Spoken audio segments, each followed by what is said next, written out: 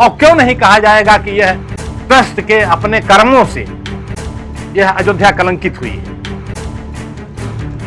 Trust जितना कलंकित हुआ है उससे ज्यादा कलंकित अयोध्या हुई है। सवाल आपको चैन की नींद नहीं लेने देंगे। एफआईआर दर्ज होने के बाद विवेचनाधिकारी, क्षेत्राधिकारी ने क्या पकड़ा, ये सब जवाब सुप्रीम कोर्ट को देने होंगे। भरोसा खो चुका है और अयोध्या चुप रही। नमस्कार, मैं इंदुभूषण पांडे।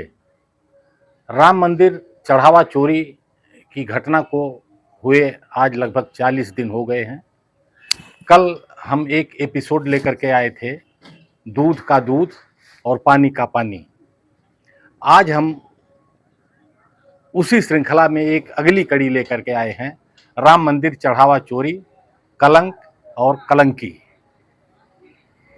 इस शेर के साथ अयोध्या पर, इस शेर के साथ हम आज अपनी बात शुरू करेंगे। बचा के रखी थी कुछ रोशनी जमाने से, हवा चराग उड़ा ले गई सिरहाने से।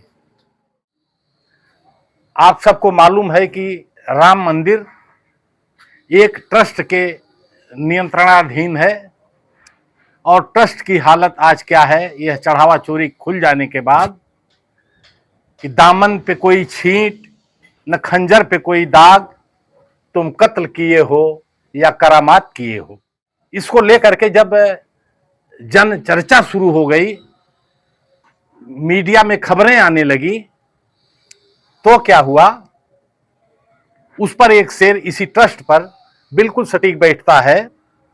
अपील भी तुम, दलील भी तुम, गवाह भी तुम, वकील भी तुम, जिसे भी चाहो हलाल कर दो, जिसे भी चाहो हराम कर दो। राम मंदिर की स्थापना, नए राम मंदिर की स्थापना 2019-20 से शुरू हुई है और इस बीच न जाने क्या क्या कुछ कुछ घटा है, लेकिन अयोध्या चुप रही। अयोध्या तब भी चुप रही जब शिलान्यास, प्राण प्रतिष्ठा और ध्वजारोहण के दौरान अयोध्या को 40-40 बैरियरों में कैद कर दिया गया। लोगों का निकलना मुहाल हो गया। तमाम मंदिरों में राग भोग के संकट खड़े हो गए। अयोध्या तब भी चुप रही। अयोध्या तब भी चुप रही जब 1952 में विराजमान रामलला की जगह पर जब नया मंदिर बना, उसमें प्राण प्रतिष्ठा के लिए एक नए रामलला की मूर्ति का चयन कर लिया गया। अयोध्या तब भी चुप रही। अयोध्या आज भी लगभग चुप है। अब थोड़ा थोड़ा खुल रही है जब राम मंदिर को लूट लिया गया।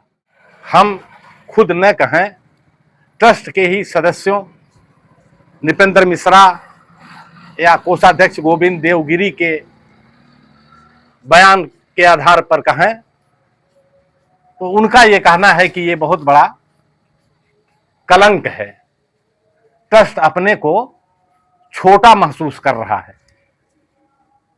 अब सवाल एक है कि अयोध्या को यह कलंकित किसने किया, यह कलंक किसने दिया? और इस सारे सवाल के आसान से जवाब हैं।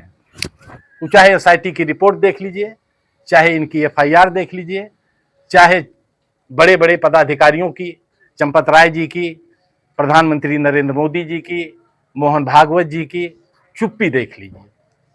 अब ये बताने की जरूरत नहीं है कि यह कलंक इसी राम जन्मभूमि तीर्थ क्षेत्र ट्रस्ट ने अपने कर्मों से दिया है। जब 4 साल पहले यहीं पर ट्रस्ट द्वारा तैनात इंजीनियर दीनानाथ ने चंपत राय को बताया कि यहां निर्माण कार्य में 40% कमीशन लिया जा रहा है, तो ट्रस्ट ने इस मामले को क्यों दबा दिया? जब 2020-21 में महिपाल सिंह लेखाधिकारी ने बताया कि चढ़ावे में चोरी हो रही है। एक ही बक्से में 5 लाख रुपया उन्होंने पकड़ा और चंपत राय जी को बताया, गोपाल राव को बताया, अनिल मिश्रा को बताया, तो इस मामले को क्यों दबाया गया? और अगर दबाया गया और ये सब चलता रहा तो कलंक क्यों नहीं लगेगा? और क्यों नहीं कहा जाएगा कि यह ट्रस्ट के अपने कर्मों से यह अयोध्या कलंकित हुई है? ट्रस्ट जितना कलंकित हुआ है उससे ज्यादा कलंकित अयोध्या हुई है, उससे ज्यादा कलंकित राम मंदिर हुआ है, राम मंदिर की व्यवस्था हुई है। चंपत राय की ट्रस्ट से छुट्टी हो गई है, त्यागपत्र उन्होंने दे दिया है और अनिल मिश्रा ने त्यागपत्र दे दिया है। उनका यह कहना है कि अयोध्या में उनका काम पूरा हो गया, लेकिन वह कलंक लेकर के नहीं जाएंगे। आजकल ट्रस्ट के कर्ता धर्ता, ट्रस्ट के महासचिव रहे चंपत राय जी, वही कलंक धो रहे हैं और कलंक धुलने में उन्होंने सहायक बनाया है एसआईटी की जो प्रारंभिक रिपोर्ट थी और कुछ संत रूपी चंपत कवच अयोध्या में पैदा हुए हैं, जो बता रहे हैं कि चंपत राय जी बिल्कुल निर्दोष हैं, बिल्कुल क्लीन हैं और उनको ट्रस्ट में फिर से आना चाहिए और जो दोषी हैं उनको सजा भी मिलनी चाहिए, लेकिन चंपत राय जी निर्दोष हैं। हम सवाल कर रहे हैं और समय सवाल कर रहा है, परिस्थितियां ये सवाल कर रही हैं कि चंपत राय जी, जब आपने 4, 5, 6 जून को ही चढ़ावा चोरी के रुपए बरामद कर लिए थे, चढ़ावा चोरी करने वालों की पहचान कर ली थी, तो आपने एफआईआर क्यों नहीं दर्ज कराई? चंपत राय जी, आप जब एसआईटी की जांच की मांग कर रहे थे प्रदेश सरकार से, तब तक तो सारे चोरों का पता लग गया था जो आज जेल में हैं, आपने एफआईआर क्यों नहीं दर्ज कराई? चंपत राय जी, एसआईटी जांच कर रही थी, एसआईटी की रिपोर्ट 25 तारीख के लगभग आई है, जिसके आधार पर आपने एफआईआर दर्ज करवाई है। एसआईटी जांच करती रहती, किसने आपको रोका था कि एफआईआर न दर्ज कराई जाए? और दो चीज जो सबसे महत्वपूर्ण है वो ये कि आपका त्यागपत्र कहां है चंपत राय जी? त्यागपत्र आपने कब दिया? त्यागपत्र आपने किसको दिया? त्यागपत्र आपने क्यों दिया है? और अगर त्यागपत्र आपने दिया है तो फिर ट्रस्ट में वापस आने की जुगत क्यों लगा रहे हैं? ये पूरा ट्रस्ट कलंकित हुआ है। हम नहीं कह रहे हैं, ट्रस्ट के सारे सदस्य कह रहे हैं, ट्रस्ट के अध्यक्ष कह रहे हैं। अपने 5 साल 6 साल के कार्यकाल में जिस ट्रस्ट ने इतना बड़ा कलंक अयोध्या को दिया, उस ट्रस्ट में आप फिर वापस आना चाहते हैं। दो सबसे अहम चीज, एक आपका त्यागपत्र जो अभी तक सार्वजनिक नहीं हुआ है, और दूसरा आपने जो एसआईटी की जांच के लिए चिट्ठी लिखी सरकार को, वह भी आज तक सार्वजनिक नहीं है। कई चिट्ठियां आपने सार्वजनिक किया है, खुद किया है। अनिल मिश्रा और बैंक मैनेजर के खिलाफ जो आपने एसआईटी को चिट्ठी लिखी, वह भी सार्वजनिक हो गई। एसआईटी की रिपोर्ट जो परम गोपनीय थी, जो ट्रस्ट के एक सदस्य को एसआईटी ने दिया था, वह भी सार्वजनिक हो गई। विश्व हिंदू परिषद के अध्यक्ष का लिखित बयान, विज्ञप्ति और उनके मौखिक बयान तमाम चैनलों पर, उनके पॉडकास्ट, वो भी सार्वजनिक हैं। एक तो आप चुप्पी साध लिए और दूसरा आपका त्यागपत्र, अब आपकी वो एसआईटी की जांच वाली चिट्ठी, क्या है उसमें? किस चीज की जांच आप चाहते थे? क्या सिर्फ इसी 40 दिन का जो आपने सीसीटीवी फुटेज में जो पकड़ा था चोरी, वही उतने की जांच चाहते थे? उसकी कौन सी जांच होगी? वो तो आप कर चुके हैं, वो तो आप पकड़ चुके थे, वो तो पैसे आप बरामद कर चुके थे। दूसरा, यह एसआईटी प्रदेश सरकार को जब आपने चिट्ठी लिखी तो उलट करके प्रदेश सरकार को एक चिट्ठी आपको लिखनी चाहिए थी कि अगर इतना सब कुछ मालूम है तो आप एफआईआर क्यों नहीं दर्ज करा रहे हो। पहले एफआईआर दर्ज कराइए, तब एसआईटी की जांच होगी। लेकिन सरकार से भी वहां चूक हुई है। और नतीजा यह है कि चोरों का पता 1 महीना पहले लग गया। चोरी का माल आपके ट्रस्ट की लाकर से बरामद हो रहा है और एफआईआर 1 महीने बाद हो रही है।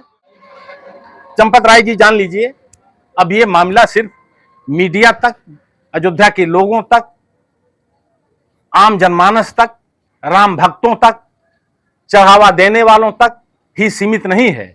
कल ये मामला सुप्रीम कोर्ट पहुंच गया है और जैसा उम्मीद थी, जैसा लोग उस न्याय की पीठ से उम्मीद करते थे, सुप्रीम कोर्ट ने न सिर्फ केंद्र सरकार और प्रदेश सरकार को नोटिस जारी करके जवाब मांगा है, उसने ट्रस्ट को भी नोटिस दिया है। अब यह अलग बात है कि आज आप ट्रस्ट से बिल्कुल अलग हैं और ये जवाब कृष्णमोहन को देना पड़ेगा जो कार्यकारी महासचिव हैं, लेकिन ट्रस्ट को भी जवाब देना पड़ेगा। ये भी जवाब देना पड़ेगा कि आपने सब कुछ जानते हुए एफआईआर क्यों नहीं दर्ज कराई।